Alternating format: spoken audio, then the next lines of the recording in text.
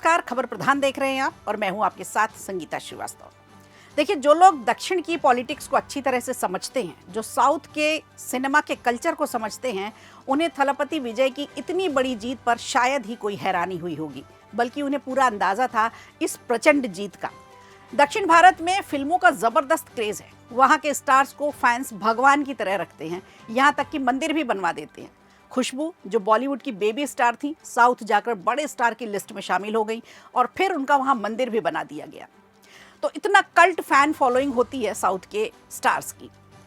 30-40 seat तो जब चाहे वो ला सकते हैं, जैसे सब्जी भाजी लेकर आते हैं। तो विजय की जीत, यानी जो विजय की प्रचंड जीत हुई है, उनके फैंस को ज़रा भी शक नहीं था। उनको बस इस बात का इंतज़ार था कि सीटें कितनी आएंगी। यही वजह है कि जब कुछ एग्जिट पोल में विजय को काफ़ी कम सीटें मिलने का अनुमान दिखाया गया, तो उनके एक फैंस ने अपनी जान तक दे दी। ये अनहोनी अपने स्टार्स के लिए घटी। उत्तर भारत में किसी फिल्मी सितारे या यहाँ तक कि बहुत कोई जनप्रिय नेता होगा, उसके लिए भी ऐसा होना नामुमकिन है। हाँ, एक वाकया मध्य प्रदेश में ज़रूर हुआ था 2023 के चुनाव में। उसमें यह देखने को मिला था जब शिवराज सिंह चौहान को ज़बरदस्त जीत के बावजूद सीएम की गद्दी नहीं दी गई थी, जबकि जीत की इबारत शिवराज ने ही लिखी थी। जनता ने सड़कों पर उतरकर विरोध किया, अपने मामा शिवराज के लिए अथाह प्रेम दिखाया, रोए भी, खाना भी नहीं खाया, सोए भी नहीं, यहाँ तक कि एक बूढ़ी महिला को हार्ट अटैक तक आ गया था। तब मध्य प्रदेश में कहा जा रहा था कि इस तरह की दीवानगी तो साउथ में देखने को मिलती है। यहाँ एमपी, यूपी यानी मध्य प्रदेश और उत्तर प्रदेश की जनता खेत के लिए, ज़मीन के लिए, मेड़ वेड़ के चक्कर के लिए भले ही एक दूसरे की जान दे दे या ले ले, लेकिन नेता और अभिनेता के लिए यहाँ अपना कोई नाखून तक नहीं कटवा सकता, जान देना तो दूर की बात। उत्तर भारत के लोग ज़्यादा भावुक नहीं होते, व्यवहारिक ज़्यादा होते हैं, और ये भावुकता जो होती है वो अपने स्टार्स के लिए तो ना के बराबर देखने को मिलती है। उन्हें यह दिव्य ज्ञान खूब अच्छे से रहता है, नेता अभिनेता आते जाते रहेंगे, सरकारें आएंगी जाएंगी, जान तो ऊपर वाले ने एक ही दी है, तो किसी और के लिए क्यों देना। उत्तर भारत की जनता अभिनेताओं को नेताओं जितना भाव भी नहीं देती। यहाँ नेताओं का बोलबाला तो रहता है, उनकी रैलियों में जाकर नाच गाने का आनंद उठा लेते हैं, उन्हें सांसद विधायक भी बना देते हैं, उन्हें मुख्यमंत्री या प्रधानमंत्री का लोड भी नहीं लेने देते। अगर लेते हैं तो राज कपूर, दिलीप कुमार, देवानंद से लेकर राजेश खन्ना, अमिताभ बच्चन, न जाने कितने बार ये लोग प्रधानमंत्री बन चुके होते, क्योंकि यहाँ की जनता नेता अभिनेता से दिल से भावुक होकर के कनेक्ट नहीं होती। मुझे लगता है दक्षिण में सितारों के लिए राह इसलिए भी आसान हो जाती है कि उनके जो फैंस होते हैं वही कार्यकर्ता बन करके उनके संगठन में काम करते हैं, वो भी मुफ्त में। यानी जो लाखों की तादाद में फैंस हैं वही नेता के कार्यकर्ता भी हो जाते हैं। इसे कहते हैं ना, हर लगे ना फिटकरी, रंग चोखा ही चोखा। पोस्टर लगाने से लेकर रैली में भीड़ जुटाने तक सब उन्हीं का काम होता है।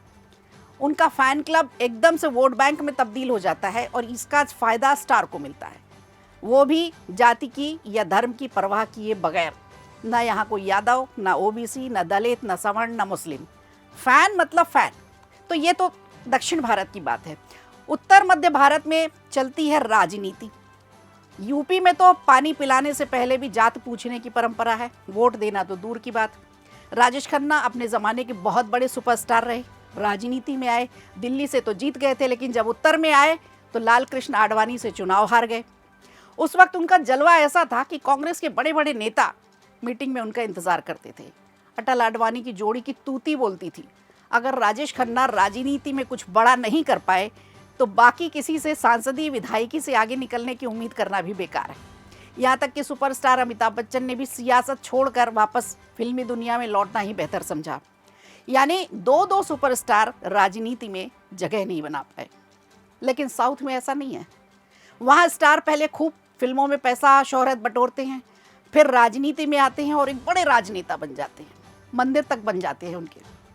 अब जैसे लिस्ट में सी रामचंद्रन, एन.टी. रामाराव, जे जयललिता, खुशबू, शशिकला, रजनीकांत, कमल हसन और अब पवन कल्याण के साथ साथ विजय भी, ये सब स्टार से नेता बने नाम हैं। लेकिन विजय की जीत से पूरी साउथ इंडस्ट्री खुश है। सबसे ज़्यादा दुखी अगर कोई है तो बिहार वाले, जनसुराज वाले प्रशांत किशोर। वो शायद दुखी होंगे इस बात से कि विजय को सियासत का तो कोई तजुर्बा ही नहीं है। लेकिन प्रशांत किशोर ने तो नरेंद्र मोदी की टीम के लिए, स्टालिन से लेकर के ममता बनर्जी तक की टीम के लिए बहुत सी रणनीति बनाई, अपनी अहम भूमिका निभाई। उन्होंने 3 साल तक बिहार की जनता को खूब समझाया किन किन मुद्दों पर उनको वोट देना है। बिहार की जनता ने खूब सिर भी हिलाया, समझ गए। लेकिन जब इलेक्शन में बटन दबाने की बात आई तो कौन सा बटन गया? जनसुराज पर तो नहीं गया, क्योंकि जनसुराज को एक भी सीट बिहार में नहीं मिली। उधर विजय ने सिर्फ 2 साल में ऐसा करारा झटका मारा जैसे सीधे सीएम ही बन गए। अब प्रशांत किशोर मन ही मन पूछ रहे होंगे कि मेरी तपस्या में कहाँ कमी रह गई। यहाँ विजय ने एक अलग पोजीशन बनाई है, शानदार जीत हासिल की है। वो किसी राजनीतिक विरासत का हिस्सा भी नहीं रहे, जो कुछ भी किया अपने दम पे किया। द्रविड़ पहचान, धर्म या जाति की राजनीति वो नहीं करते। उनका फोकस रहता है गुड गवर्नेंस पे, करप्शन हटाने पे और युवाओं को मिल रहे मौके पर। उनका मैसेज पहले से ही बिल्कुल साफ था, द्रविड़ सिद्धांत और पिछले संघर्ष का सम्मान हमेशा रहेगा। मगर अब आगे की बात की जाए तो उन्हें पोस्ट द्रविड़ एंग्जाइटी का चेहरा बनाता है। बहरहाल तमिल में थलापति का विजय घोष शुरू हो गया है। टीवीके ने तमिल विधानसभा चुनाव में भारी बहुमत से जीत का परचम लहराया है। इस वक्त साउथ सिनेमा के सुपरस्टार थलपति विजय राजनीति के मैदान में खूब धमाल मचा रहे हैं। टीवीके ने शानदार प्रदर्शन कर सबका ध्यान अपनी तरफ खींचा है। अब विजय राजनीति की दुनिया में अपनी एक अलग पहचान बनाने के लिए मैदान में उतर पड़े हैं।